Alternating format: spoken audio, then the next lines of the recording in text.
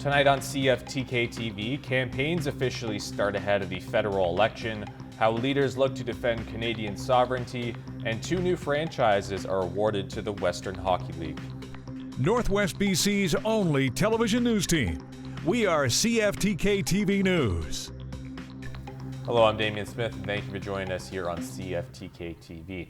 Well, in the race to become the next Prime Minister of Canada, each of the major party leaders are trying to establish themselves as the best candidate to defend Canadian sovereignty. Here's CTV's Judy Trinh with a look at their strategy. Newfoundland and Labrador, the first province Mark Carney is visiting during the election, and where he's trying out his stump speech. Donald Trump wants to break us so America can own us. The message hit home during Carney's second stop. He met with 2 women in Gander who took in stranded American and Irish passengers on 9/11. You really are inspirations for all of us in Canada, and a reminder of we're better together. 38 planes were diverted to Gander after the U.S. closed its airspace following the terror attacks. The airport became a temporary home for more than 6,000 travelers.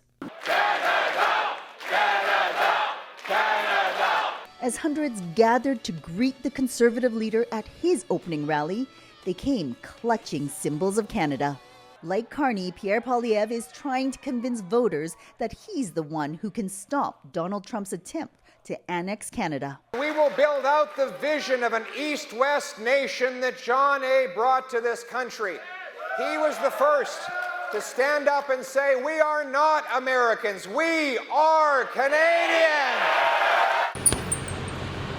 Jagmeet Singh is trying to fight back against the assertion that this is a 2-horse race by questioning if the words of Liberals and Conservatives match their action. Pierre Poilievre showed up to a factory, literally a factory where workers had been fired because of the tariffs, and his announcement was a tax cut for big business. And Mark Carney has been the Prime Minister now and found time to go to Europe.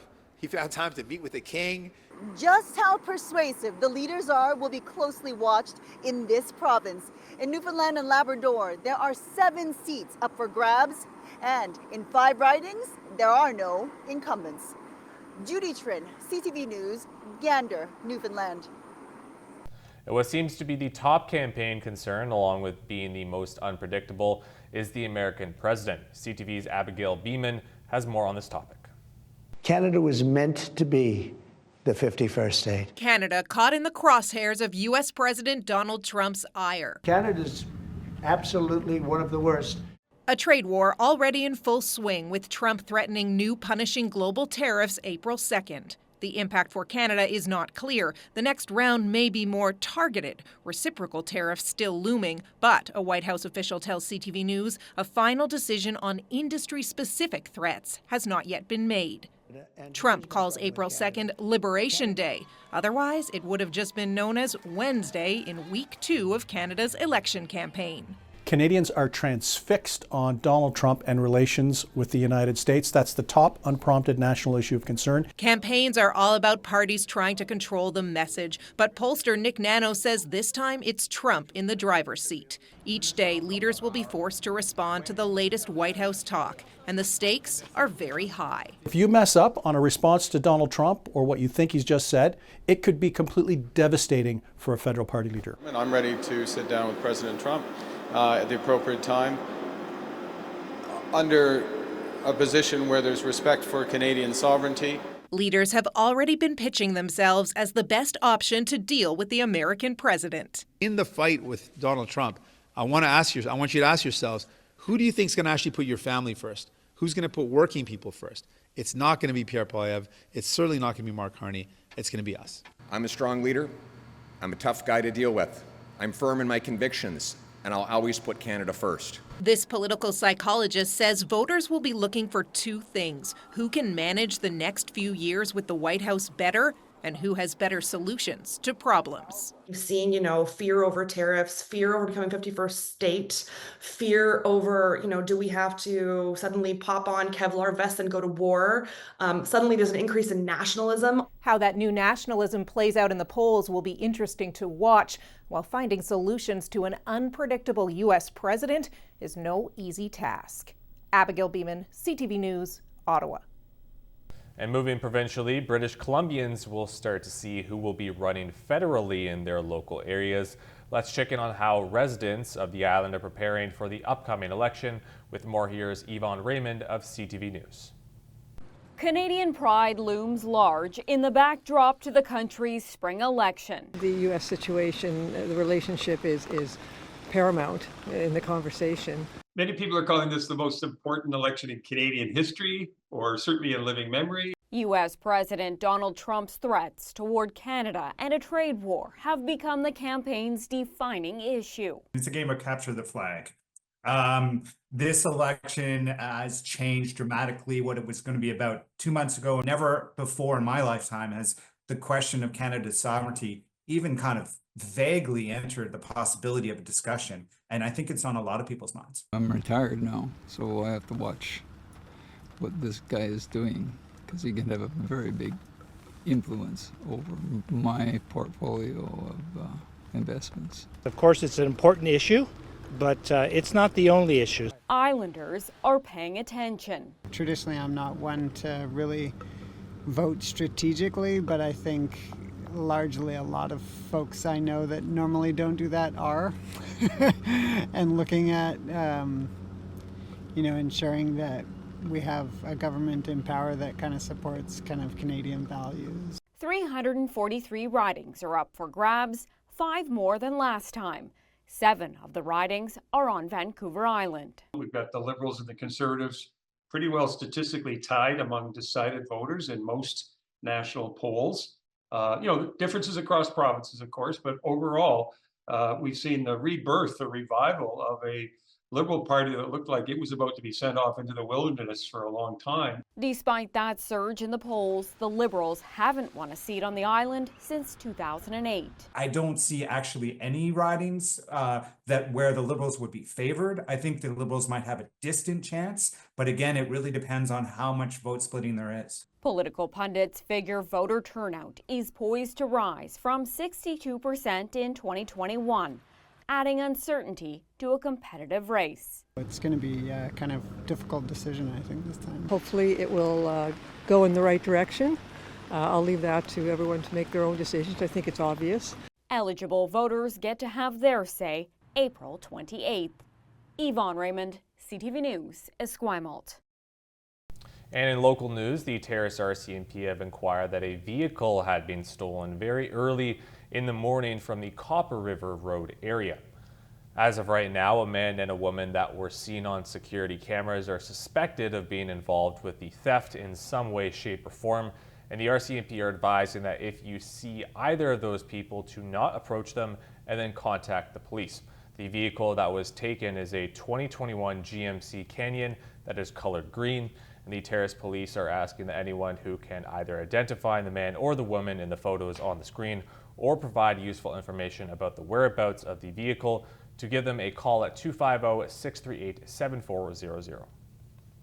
And the town of Smithers has publicized a statement that let it be known what would be happening to the Runaway Cafe and Bar that is located at the Smithers Regional Airport. Smithers plans on giving the lands that the cafe resides on to a woman named Katie Forsyth by creating a lease that will last a little under 2 years.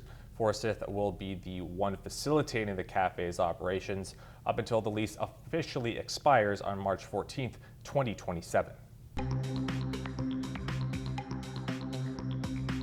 Coming up next, a look at the BC caucus for the upcoming federal election. Welcome back to CFTK-TV. Well, in terms of the provincial representatives for the federal election, the caucus sees a pretty even split between 3 parties. Here is Penny Daflos with our next story. At the last sitting of Parliament, there were 41 MPs for BC. They were almost evenly split between the major parties. 14 Liberal, 14 Conservative, and 12 New Democrats in addition to the Green Party leader, meaning a lot is on the line here. BC is definitely one of the key battlegrounds in this election, and particularly when we look around the lower mainland. It's a vote-rich area. It is also an area where the divisions of the country are particularly stark. And yet, on the first full day of the campaign, not one of the party leaders was in BC. This is a tax cut for everybody who has ever got up early in the morning and worked hard to build our country. Pierre Poilievre made new campaign promises in Ontario while doubling down on his priorities. We will be cutting bureaucracy, cutting consultants, cutting back on handouts to insiders. No more childcare, no more pharmacare, no more dental care. Mark Carney attacked the competition while in Newfoundland a day after promising a more modest tax break. We have a balanced approach. Yes, we're focused on affordability. Yes, we want Canadians to have more money in their pockets. That's why we have a middle-class tax cut. People are also dealing with a very serious housing crisis. Jagmeet Singh kicked off his campaign in Quebec. When we see federal land, we want to use all of it, 100% of federal land that's usable, to build homes that are affordable, homes that are non-market housing. In the 2021 election, the island and rural areas were dominated by the NDP and Conservatives, while Metro Vancouver was mostly Liberal. I don't even know who are the candidates. And while not everyone is engaged, many British Columbians are looking forward to the next 5 weeks. Excited that we're going to have this opportunity to see what the major parties stand for. Two good choices in whoever will be better for to lead our country. I think this is a moment where people are keenly aware of how much politics matters. When things go wrong, they can go really wrong. And we honestly have never had an election quite like this, where in some sense the defense of the sovereignty of the country is on the ballot. And now we take a look at your local weather forecast for tonight and for the week ahead.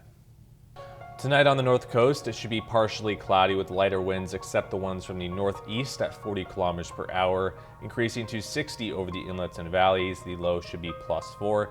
This week should have some sun overall with warmer temperatures starting to pick up as we see 3 days of 11 degrees as well as 12 degrees on Sunday. Sunday will be the high for this week, while the low should be 3 degrees on Thursday and Saturday evening. Terrace and Kitimat will also be partially cloudy with a 30% chance of showers overnight.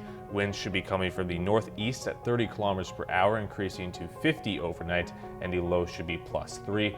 This week's forecast should be a bit cloudier with chances of showers more common this week, with Friday potentially having some sun. The high will come on the weekend at 11 degrees on Sunday, while the low will be -1 on Thursday night. Tonight in the Bulkley Valley should have clouds with a 30% chance of showers, with winds upwards of 15 kilometers per hour with a low of -5 and a wind chill of -7. And for this week, you would think that this is Prince Rupert by looking at the forecast, but no, the Bulkley Valley will see potential snow tomorrow, some rain on Thursday, then cloudy conditions heading into the weekend. The high will be 10 degrees on Sunday and the low should be -2 on Saturday night.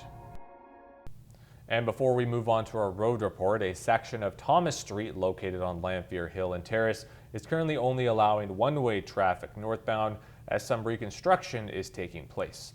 The section dealing with the one-way covers the road stretching from Cooper Drive to Tweedle Avenue, and to help compensate for this limitation, a detour has been opened up along Tweedle Street, Terrace Street, and Cooper Drive. Two-way traffic is still available for vehicles on the stretch of land that goes from Tweedle Avenue to Hallowell Avenue, but it does seem like it could possibly end up changing in the future at some point as well. The work being done on that section of road is being partially funded by the Northwest BC Resource Benefits Alliance Agreement, and it's currently not clear as to when it might get finished. And now we take a look at your roadside report from around the Northwest. For additional updates, make sure to check out drybc.ca. Highway 16 has utility work west of Skeena, in Indaco, as well as in Willowvale and slippery sections throughout. Highway 37 has roadside brushing north of Lake Hells Lake, pavement patching from Cranberry Junction to Misiadin Junction, slippery sections from Kitimat to Porter Landing, and compact snow from Porter Landing to the Yukon border. And Telegraph Creek Road has muddy sections. And these are what the cameras were looking like from around the Northwest.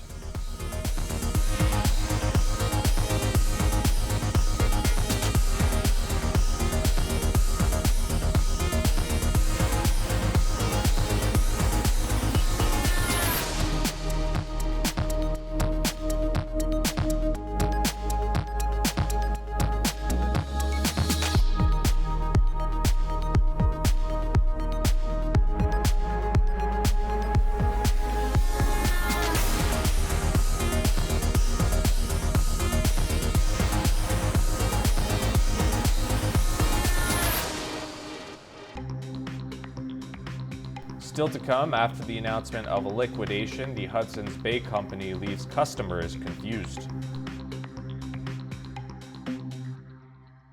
Hello again. Well, the Hudson's Bay Company will be keeping 6 stores open across the country, but those locations will be out east in Ontario and Quebec. Shoppers flooded into a Vancouver location this week, but were caught off guard by some news that got pushed back without them knowing. With more, here's Shannon Patterson of CTV News. On Friday, when a judge approved HBC's plan to liquidate all but 6 of its stores across Canada, shoppers were told that sale would start this morning. But it didn't. At the Park Royal Bay store, shoppers lined up early in anticipation of deep discounts. We came this morning. My husband actually took time off for the big liquidation. So when an employee opened the doors at 10 a.m. and said this, Liquidation does not start today, liquidation begins tomorrow. Okay? people in line laughed. But when they filed inside, they realized he wasn't joking. I thought it was a liquidation day and came in.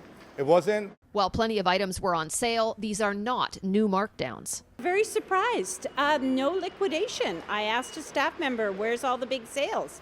She said it's not starting till tomorrow. It was the same story at other Bay locations across Canada. I came here for the liquidation discounts, and I don't see any difference than a week ago. I asked one of the salespeople, and they said, no sales today. So I'm very disappointed. I haven't seen any photos or video of one Hudson's Bay store yet that is under liquidation in terms of having the liquidation signs. HBC didn't respond to media inquiries asking why the liquidation didn't start as planned. This would be a huge effort if you think about it, getting all of these signs out and getting everything ready to go. And maybe there just wasn't enough time. I'm honestly not sure. You think they should have communicated better? I think there should have been much better communication, yes. I think it's a little bit of false advertising. For people who bought today assuming this was day one of the liquidation, a possible silver lining. Those sales that we've seen at Hudson's Bay, which we've seen for years, might end up being, at least initially, a better deal than what we might see at the liquidation, just depending how the pricing is initially at the liquidation. According to Bay staff, that liquidation will begin on Tuesday. Are you going to come back tomorrow? We'll see.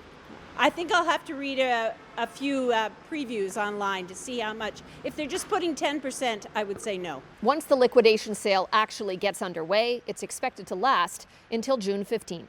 Shannon Patterson, CTV News, West Vancouver. And now we take a look at the stock market, where we have a mix of everything today, including another increase in the Canadian dollar. The Canadian dollar is up 1/10 of a penny. The price of gold is up $10.30. Oil is down 11 cents, natural gas is down 8 cents, and aluminum is down $11.50. In Toronto, the TSX is up 35.4 points. The Venture Index is up 2.87. In New York, the Dow Jones is up 4.18, and NASDAQ is up 83.27. Still ahead, the Western Hockey League will now have 2 different teams in BC locations. Welcome back to our final segment. Well, a team of local Vancouver Island individuals are doing what they can to support Ukraine despite being across the planet. Parts of the group were able to visit the west side of Ukraine while witnessing all the soldiers who died fighting for their country in the war. Here is Brendan Strain of CTV News with more. For the past 3 years, this has been the soundtrack for the people of Ukraine. For Bob Beckett and Bruce Brown, who have returned to the war-torn country on another humanitarian mission, it's a reality that they are still struggling to comprehend. We don't have these in front of our city halls. We don't have these in our town squares. Memorials for those fallen soldiers who have made the ultimate sacrifice defending their country from their Russian invaders. This is the hard reality of war, and it's hard to see, but we should never forget to honor their sacrifices, said this mayor. With every visit the team makes, these memorials continue to grow. So at present they're still working on 22 of these boards to more. 22 more. Wrapping around street corners and filling city squares. We wanted to pay tribute. In every community the team visits, respects were paid. In a cemetery outside of one small town, a woman sitting alone in distress catches their attention. It was heartbreaking. After spending some time with her, the team discovers that every day for the past year, she has been riding her bike to this cemetery to visit her only son's grave, who was killed in combat. It brings home the awful reality of this terrible war. Here, the team pays its respects to the woman's only son. The team is in the west of Ukraine, far from the front lines in the east. Although that doesn't mean this part of the country has gone untouched by the war. This is the result of a Russian rocket attack targeting the region's power grid and fuel depot. And from above, Ukrainian fighter jets patrol the sky. Throughout the region, in overcrowded hospitals, countless numbers of soldiers injured on the front lines fill the hospital rooms. This man says he was leaving his position on the front line when his platoon came under a heavy drone attack. He says he was riddled by shards of shrapnel all over his body. This man says he stepped on a mine but is thankful that his foot and leg was able to be saved. He says he has been fighting in the war since it began 3 years ago and just wants it to be over so that he can go home to his village and return to a normal life. They've lived through unbelievable horrors in this war. Which is why the team from Vancouver Island has come to Ukraine to stand beside its people. When we see what we saw in this last week, the world must get behind Ukraine more than ever. We cannot let these people down. Brendan Strain, CTV News, in the west of Ukraine. And the Western Hockey League will now be preparing for 2 expansion teams that are set to play here in British Columbia, with both teams set to play down on the Lower Mainland. Here's Craig Krause, who has our final story of the day. Back in 2006, Fraser Valley hockey fans were entering a new era in Chilliwack. Go Bruins! What they didn't know was that the Bruins' time in the city was limited, ultimately relocating to Victoria after only 5 seasons. The Western Hockey League announced on Monday Chilliwack has begun a franchise application, with the puck potentially dropping again in 2026. And it's not alone. It is my distinct pleasure, on behalf of the Western Hockey League Board of Governors, to announce the Penticton Vs have been granted a WHL expansion franchise. Kicking off next season. The WHL estimates the direct economic impact will be almost $8 million. And the indirect economic impact will add another $6 million to the city. A city with a rich hockey history. And boasts the most BCHL championships at 14. Now turning the page and starting a new chapter in the WHL, leaving the question, what happens to the existing BCHL franchises in both cities? The Chilliwack Chiefs are going to be around. They've committed to being in the BCHL next season. Where that is to be determined. The ownership of the Vs will maintain their membership, and they will look to activate that membership likely in the 26-27 season. Where they go remains unclear.